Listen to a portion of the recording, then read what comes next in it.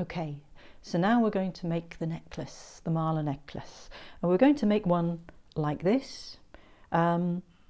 This happens to be pure amber, but I'm going to be using reconstituted amber. It's made up of little pieces, remnants of amber that have been all squished together at high pressure.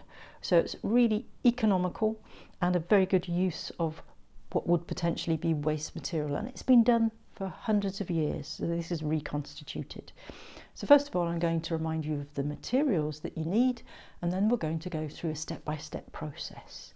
And you can pause the video at any time, but from time to time I will suggest that you pause in order to complete the process, and then you can restart the video just when you're ready.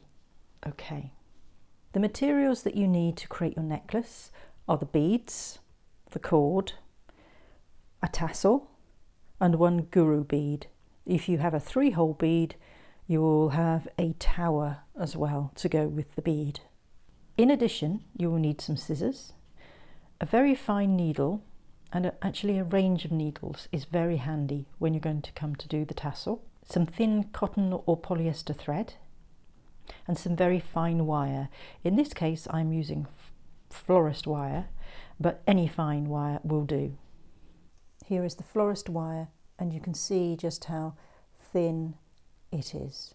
It's also helpful to have a tape measure, some sellotape. So the tape measure is to measure out the cord that you're going to use. The sellotape is perhaps going to be handy when we're doing the tassel, and a little container or a box in which to contain all the bits, and particularly the beads. So the first thing that you're going to do is count out 108 beads. So now is perhaps a good time to pause the video, put on a little bit of music, and count out really carefully 108 beads. And you might divide them into 54 and 54, because we're going to do 2 halves of the necklace all in one.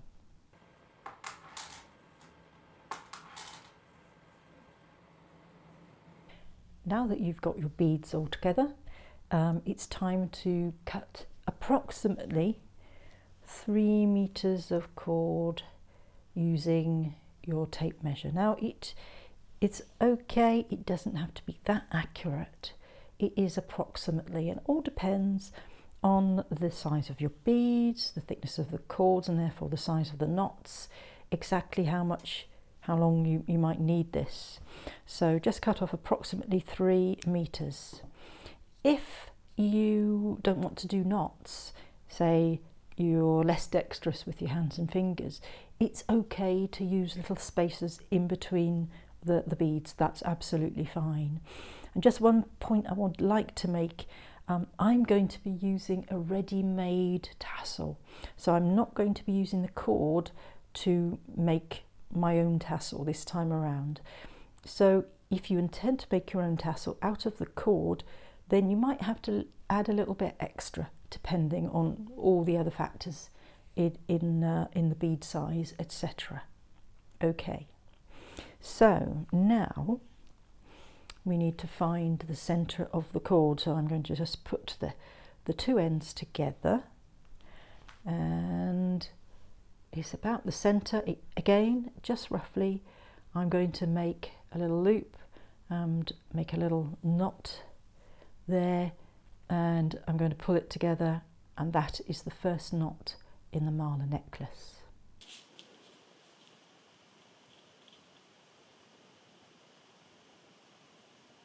Now we need to add our first bead. So I'm going to get that here, and I can see that the hole is quite large, and this cord doesn't fray very much, so it's very easy to thread the bead on it. And we're going to take the bead all the way to meet the knot in the middle of the cord.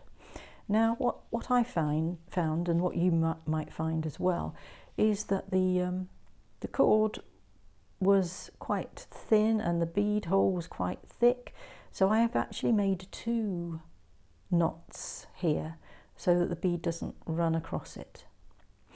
Now of course we do need to make a knot that's close to the bead on the other side. This is in order to keep it in place and also to give it a nice distance so that it feels good when you're using the mala necklace in your meditation. And for that we're going to use the needle as an aid. So have your needle ready. So now we need to make ourselves a knot, another knot, but this time on the other side. So I'm going to take that all the way down. So let's take it all the way down to the other side, but don't pull it tight. Now get your needle and put it through the loop, and then you begin to pull the thread so it tightens up on the bead itself, and then remove the needle. So that's the knot on the other side, but as I say, I need to do a double knot, so I'm going to start that, do another knot again, and this time it'll be just a little bit more easy because you're going to loop it around that knot there and pull it really tight there. So that bead is very secure in that position. Okay. Now what we're going to do now is begin to bead up from the center knot. So on either side of your center knot you're going to have 54 beads on one side and 54 beads on the other, with knots or spaces in between. So that's going to take a little while now, so I'm going to start doing this, and you should feel free to switch this off or pause this. And can I find the hole? Yes, finding the hole on this is quite difficult. There we go. Is that the hole? Yes, there we go. So feel free to pause it and then work your way, work your magic across the beads. All right. Now you will have completed your line of beads, and hopefully you've enjoyed it. I found it a thoughtful and contemplative experience. Amber being a natural material, of course, all of the beads are very different, so I just loved just looking at them. And as for the tactile quality, if you just close your eyes and run your fingers across the beads, you'll get the full force of the tactile nature of what you're doing today. Okay, so I'm always amazed at how much thread, how much cord the necklace eats up. And of course I was doing 2 knots between each of the beads. And I've actually left the beads quite spacey, really. I wanted to see a little bit of a gap between the beads. So now we're going to go on add the guru bead. So if you're using a 3-hole bead and tower as I am, you may be aware already that threading a 3-hole bead is notoriously difficult. But I'm going to show you how to do it in a very straightforward and easy way. So for that you'll need your necklace, your guru bead, your tower, some scissors to cut your cotton or polyester thread, a very fine needle that will go through your guru bead, and your very fine wire. So I'm going to explain to you how to thread the guru bead now. So cut off about 1 foot of thread and thread your needle.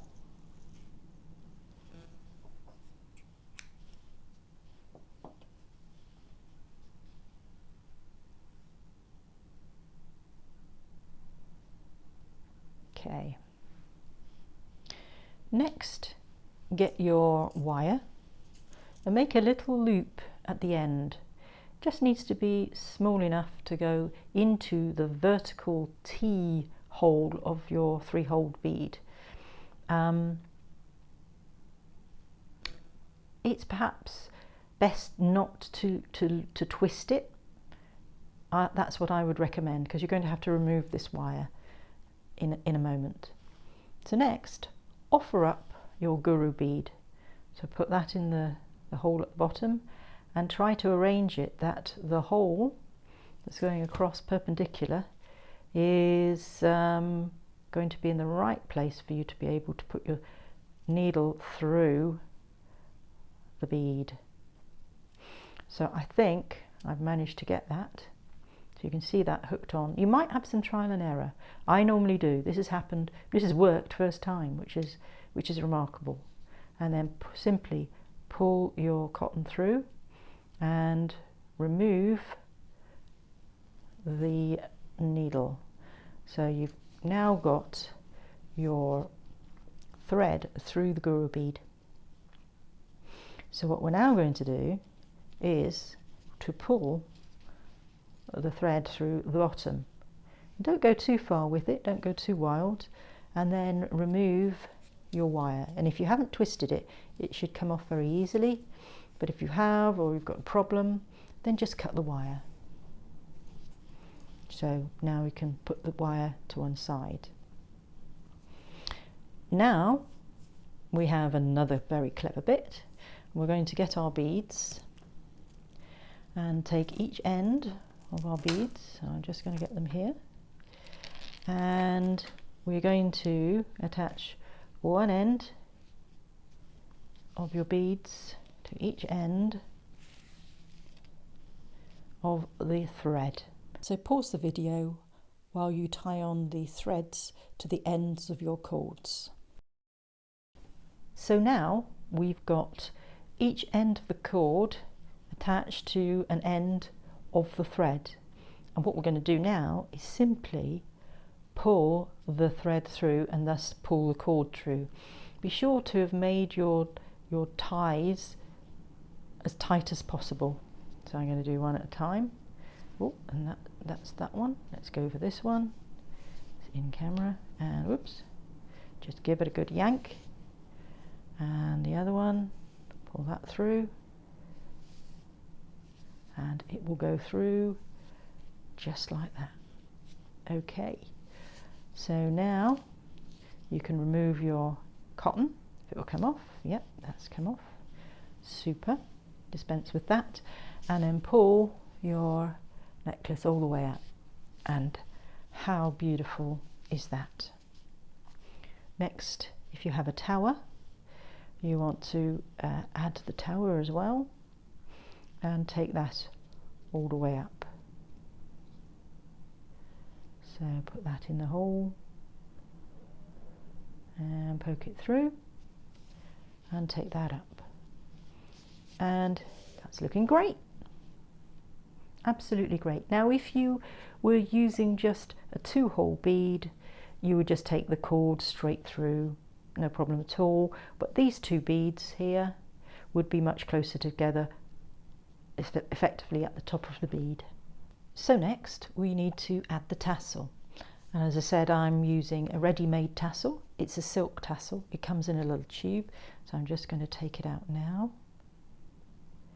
I'm using a larger needle that's large enough for the cord, and we're going to take one cord through one side and out through the bottom of the tassel, and the other cord through the other side and out through the bottom.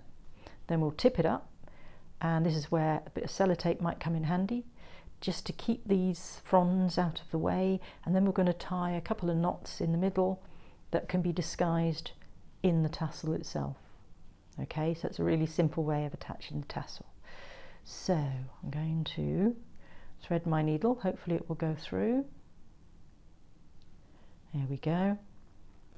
And now it could be quite tough, but we're going to make it through this side of the tassel. Your tassel that you have purchased may be different, so you may have to do something slightly different or figure it out. So that's one through. And now we want the other one. Take this other one through.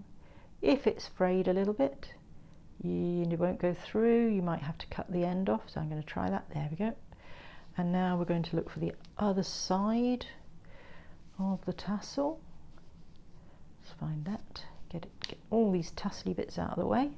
So that's one side, that's the other side. So I'm just going to go through here and take that through as well.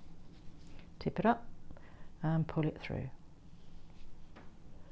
And there, remove the needle and begin to pull it up towards the guru bead. There we go.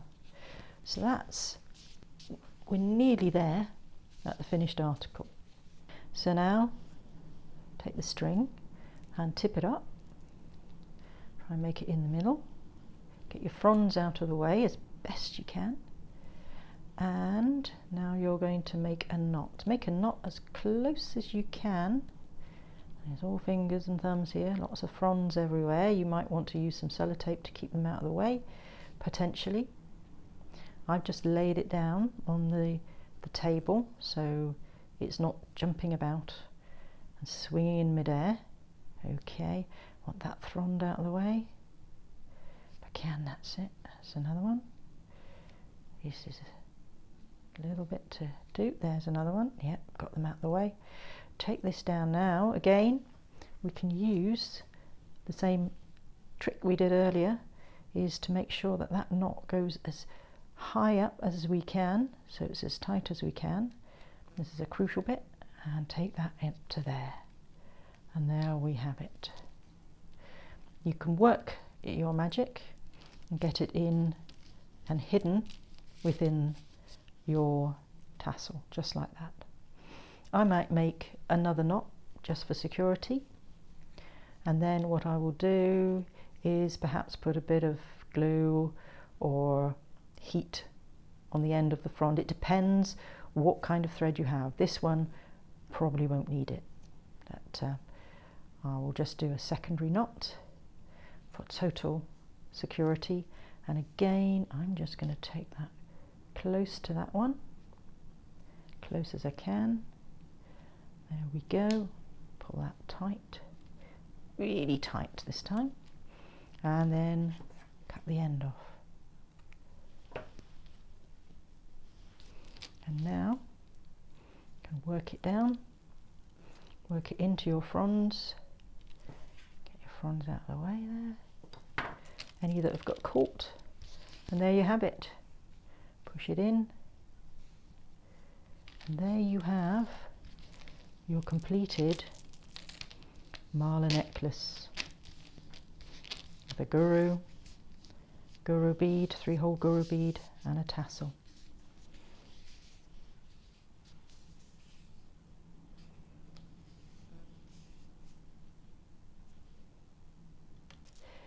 So here is the completed 108 bead mala necklace, and I'm just going to love wearing this. It's gorgeous, it's empowering and powerful, and hopefully you enjoyed and got a great sense of satisfaction in making yours as well.